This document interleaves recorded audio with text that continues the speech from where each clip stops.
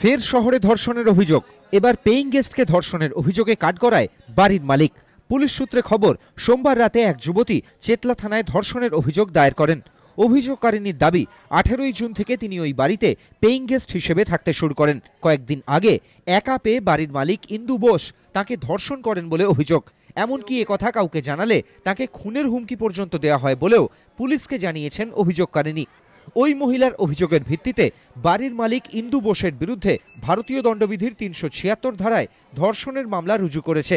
অভিযুক্ত ইন্দু বোস পলাতক, তার খোঁজ চালাচ্ছে পুলিশ।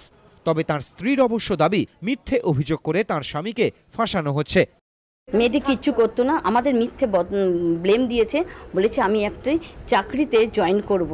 এই আমার অ্যাপয়েন্টমেন্ট লেটার আসবে, আপনারা আমাকে থাকতে দিন। আমার মা বাবা আমার ওপর অত্যাচার করছে এবং পাড়ার লোকদের কাছে গিয়ে ও মিথ্যা আচরণ দিচ্ছে আমার হাজব্যান্ডের নামে, যে ও এই করেছে বলে আমাদের নামে ব্লেম দিচ্ছে।